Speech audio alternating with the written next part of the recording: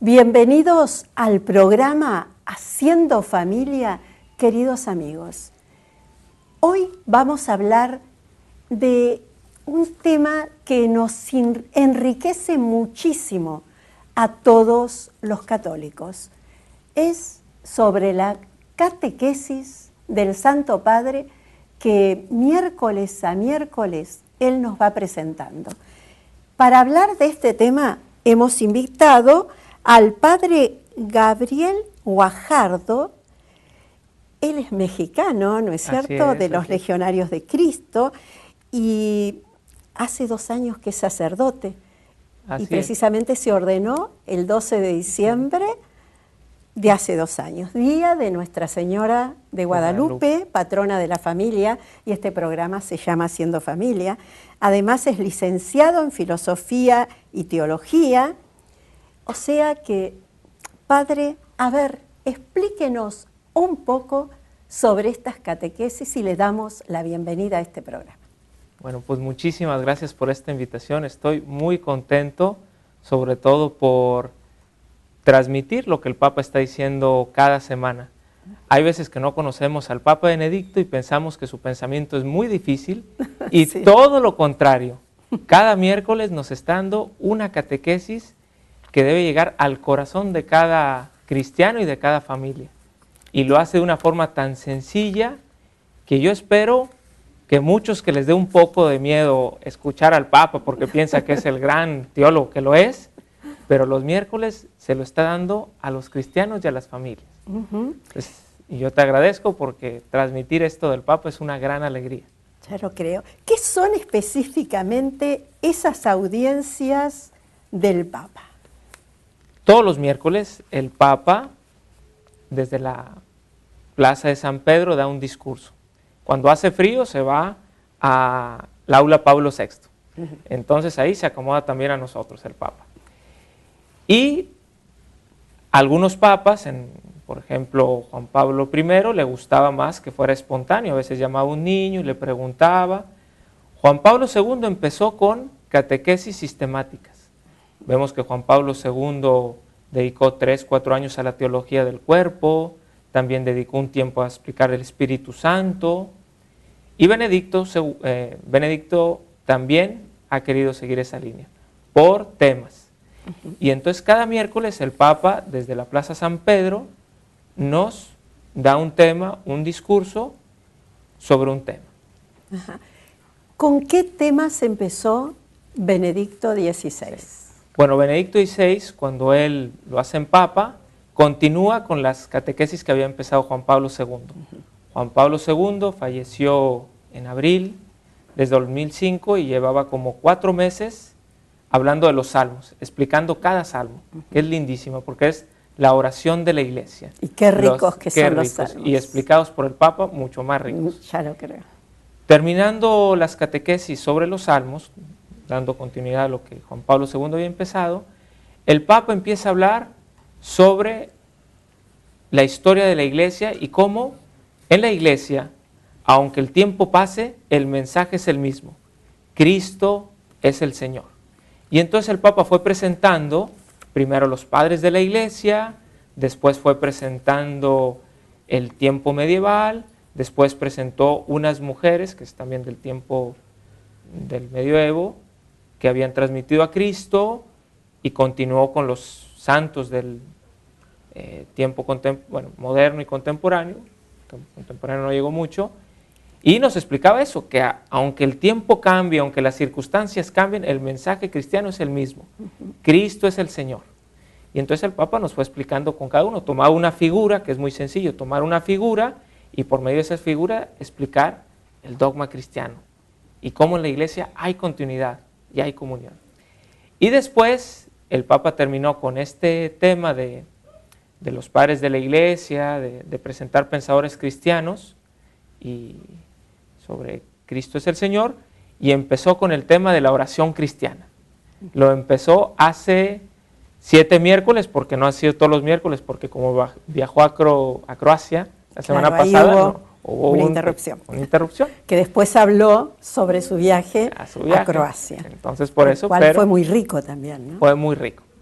Y ahora estamos esperando cada miércoles que el Papa nos explique la oración cristiana. ¿Cuál es el estilo de Benedicto XVI? El estilo de Benedicto XVI es una persona muy sencilla en su explicación. Cuando alguien domina un tema, lo explica con mucha sencillez.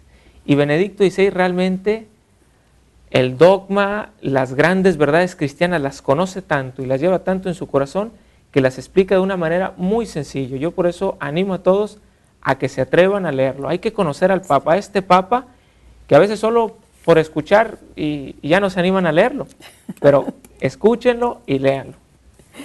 Padre, ¿qué podemos decir? ¿Cuáles fueron las primeras catequesis sobre la oración de Benedicto XVI? Lleva 5, hasta el momento lleva 5, sí. 5 miércoles. Y la primera catequesis fue sobre cómo históricamente el hombre siempre ha rezado. El Papa quiere mostrar que el hombre en su corazón, y esto se ve con datos de la ciencia históricamente, levanta su mirada a Dios y reza. Y el Papa puso de ejemplo primero a los egipcios, después puso a Mesopotamia, después puso a Grecia, la tragedia griega, y después puso los grandes pensadores y puso el ejemplo de Platón, y luego puso Roma. Entonces, en esa primera catequesis el Papa nos explicó, siempre el hombre ha rezado. En la segunda catequesis, el Papa va un poco más profundo y va al interior del hombre. Y dice, el hombre por naturaleza reza, eleva su alma a Dios y entra en contacto con su Creador. Y el Papa pues explicó cómo la esencia del hombre está hecha para Dios. Es una catequesis yo creo, muy actual, porque todo hombre en su interior tiene esa ansia de Dios, ese querer escuchar a Dios. Y el Papa menciona que hubo un tiempo, la Ilustración, que quisieron cortar con Dios, pues no han podido. Siempre el hombre quiere escuchar a su Creador. Y las 3 últimas catequesis, el Papa toma la Sagrada Escritura y dice, ahora les voy a explicar cómo es la oración cristiana. Y vamos a empezar con el Antiguo Testamento. Con Moisés. Bueno, Moisés fue la tercera. La tercera. La primera empieza con Abraham. Abraham que pide intercesión. Ve que Sodoma y Gomorra va a ser deshecho y él ama a su pueblo, intercede. Y el Papa está mostrando eso, que la oración cristiana es dialogar con Dios. Abraham entra en un diálogo y le dice, oye, si por lo menos hay 15 justos, no quemes este pueblo. Sí. Entonces, eso es la fuerza de la oración. Después de que habló de Abraham, el Papa se fue a Jacob, que es una meditación muy linda porque Jacob obtiene esa descendencia, la primogenitura por medio del engaño. Ya ves que iba a ser su hermano Esaú, y el Papa dice, mire, esto fue por engaño, pero Dios de las lentejas. El famoso cuento de las lentejas. Y dice, Dios arregla todo. Sí. Y luego Jacob que se pelea con Dios. Entonces en esta catequesis el Papa hace hincapié que la oración es una lucha, también hay esfuerzo cristiano por entrar con su Creador. Y no tiene de malo que si viene algún sufrimiento en nuestra vida, pues un poquito luchar contra Dios y preguntarle el por qué, que todos nosotros tenemos esa experiencia. Ya lo creo. Y la tercera, que es la que acaba, la última de este tema, es la de Moisés, que intercede también por su pueblo. Y esa ha sido hasta el momento las 5 que el Papa nos ha regalado. Y qué bien que explica, ¿no? Moisés que ama a Dios y también a su pueblo, ¿no? A su pueblo, exactamente. Cómo va mostrando las características de cada hombre, que se van dando en la historia de todos los hombres. ¿No? Claro que sí.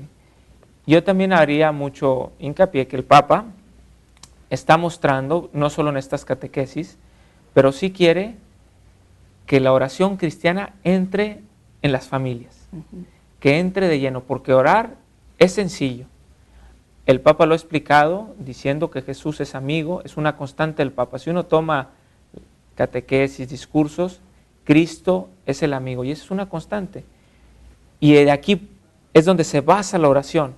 Cuando tú tienes un amigo, tú charlas de las cosas que te gustan. Exacto. Charlas de fútbol, charlas de cómo te van en los estudios, charlas de tu familia. Y si Jesús es nuestro amigo, pues uno charla de esas cosas. Y eso es la primera oración. La oración cristiana nace de que Jesús es una persona viva, alguien que está en medio de nosotros. La oración cristiana no son fórmulas, no son simplemente cosas que repetir. Las cosas que repetimos tienen que tener este significado, entrar en relación con Cristo. La oración cristiana parte de este hecho, de que Jesús está vivo y que yo puedo charlar con Él. Y cuando yo charlo con Él es cuando entiendo todas las cosas que pasan en mi vida, que entiendo por qué puede haber tristeza, por qué puede haber sufrimiento, porque Jesús me lo explica en mi interior. Y esa es la oración cristiana. Padre, ¿por qué a veces los hombres nos preocupamos tanto en la fórmula, ¿no es cierto? Y nos quedamos encerrados en la fórmula, o en querer, nos parece que Dios está lejano, porque nos parece que no estamos preparados. ¿Qué podemos decir a la audiencia sobre esto? Qué linda pregunta. Realmente muchas gracias por esa pregunta. Dios, desde luego, hay que purificar mucho nuestra idea de Dios. ¿Quién es Dios para nosotros? Si Dios para nosotros es un Dios de terror, un Dios de miedo, pues nadie quiere charlar con Él. ¿Quién quiere hacer oración con alguien que me reta? Yo no quiero. Yo tampoco. Si Dios para mí es alguien que está en el cielo y que no interviene en nuestra vida, que es alguien lejano, como llama el Papa, el Dios de los deístas, un Dios que ha hecho todo, hizo todo perfecto, hizo el reloj perfecto, dice que anda el reloj y está arriba Dios, no. Dios, ¿quién es para mí? Es alguien que está a mi lado, que me acompaña, que me cuida, que me entiende. Ese es Jesucristo, que me entiende porque Él es verdadero hombre, que me entiende. Cuando uno tiene esa concepción de Dios, que Dios es mi amigo, que está a mi lado, pues uno quiere rezar porque ¿quién no se siente solo en esta vida? Y necesita a Dios. Entonces yo, primero, saber quién es Dios para mí. Analizarte, pregúntate, ¿quién es Dios para mí? ¿Un desconocido? ¿Uno que solo está para retarme? ¿Alguien que no interviene en mi vida? ¿O un amigo? ¿Cuáles podrían ser las formas más directas de acercarnos a Dios? Bueno, ante todo, está la oración personal que hemos explicado y que el Papa quiere que entre en nuestro corazón, porque de ahí parte todo, de una relación personal con Jesucristo, de ahí parte toda la vida cristiana, y desde ahí se entiende la vida cristiana. Luego, Cristo nos ha dejado la iglesia como medio para llegar a Él. La iglesia es el instrumento que Cristo quiso. Y en la iglesia, es donde tenemos los sacramentos. Los sacramentos es lo privilegiado. Es el lugar, esos sacramentos es el lugar donde Cristo viene verdaderamente. Ya no es con duda, ya lo sabemos con certeza. Y la Eucaristía es el centro. Santo Tomás de Aquino centraba toda la teología de los sacramentos en la Eucaristía. Todos los sacramentos están hacia la Eucaristía. Nos bautizamos para comulgar. Nos confirmamos para madurar nuestra fe y comulgar. Nos confesamos para comulgar. Y todo así. El sacerdote se hace para celebrar la misa. Así se tenía Santo Tomás, estaba centrado en la Eucaristía. Yo creo que, es una concepción que se puede profundizar, se puede discutir, pero creo que es una visión lindísima para entender el centro de la Eucaristía en nuestra vida como lugar privilegiado de encontrarnos con este Dios que tanto nos ama. Y cuando uno reflexiona qué es la Eucaristía, uno dice, este Dios me ama. Venir a hacerse un pedazo de pan para que nosotros nunca nos sintiéramos solos, eso es un Dios que está locamente enamorado de nosotros.